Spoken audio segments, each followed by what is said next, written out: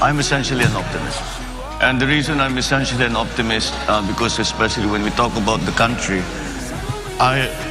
we are optimists. I am optimistic because our biggest asset is the Filipino people, and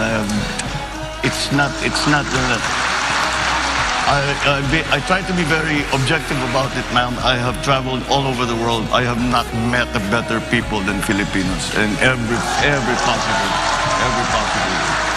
When this new world order that you think could happen after a peace treaty gets concluded between Ukraine and Russia, how will you position our country in this new geopolitical order? It very clearly will depend on what the exit strategy will be for the West, for EU, and for Putin in the peace agreement that we hope they will sign.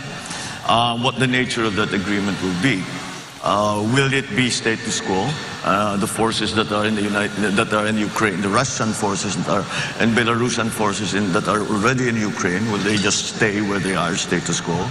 Will they be told to withdraw? I only say that because it is very important to Putin's position domestically. He is in a very precarious place because it has not gone according to plan. I suspect that he was hoping that it would be a similar situation as it was in Crimea, where they pretty much just walked in with very little resistance. But then they prepared Crimea for a long time. They were helping the rebel groups, the Russian-speaking groups, and they were developing them.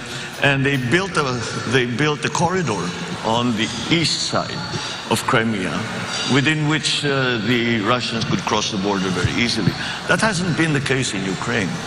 And so, depending on how it is viewed, the peace treaty that we hope will come, it depends on how it is viewed by the local domestic political scenarios in Russia itself.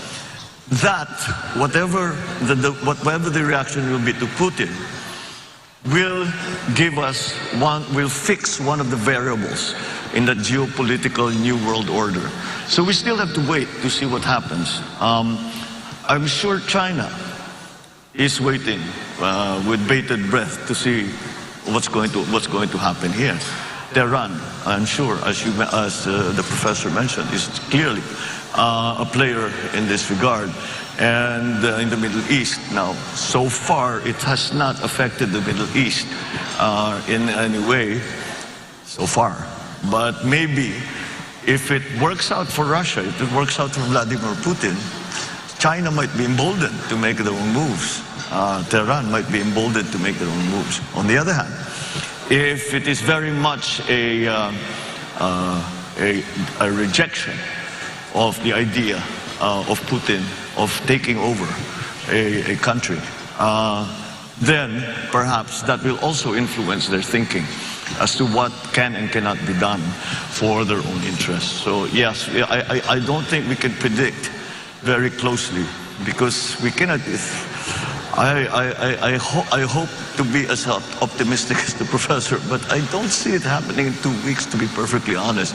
I hope it is. I hope it does, because the economic effects on every single person in the world has been enormous. And it is going to be enormous for a good long while. It's not going to go away anytime soon. So my question is, how will you balance the legitimate aim of protecting the rights and welfare of LGBTQ people, while at the same time respecting the legitimate interests of religious groups that they can freely pursue their belief on this matter? I don't think LGBTQ issues are polarizing in the Philippines, honestly.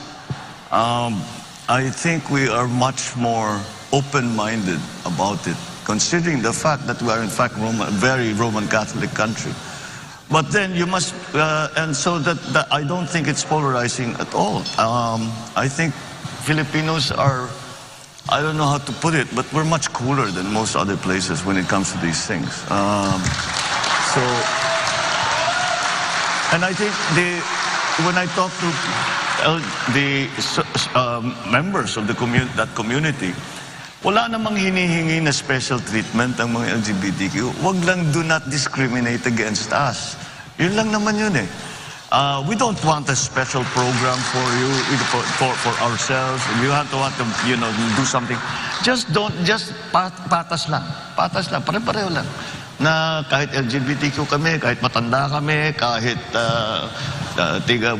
come from the wrong place, I don't know, whatever. All forms of discrimination are some things that we have to guard against because that's corrosive. That just gets in the way. It doesn't help. It doesn't help anything. So that, I think, is the approach to LGBTQ issues: is just fight discrimination every step of the way. There's a pool of talent in every sector of our society that we need to take advantage of, and so we cannot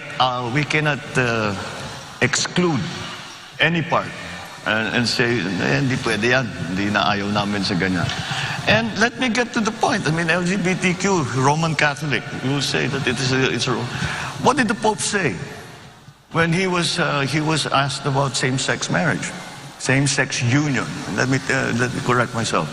Same-sex union. And I think the Pope said it perfectly. Who am I to judge? And that's the attitude that all of us should have. And with that, I think we'll go down the correct place. We will go down the right path. Yeah, I think this Sorry, will be... Professor Carlos, I know that you warned me about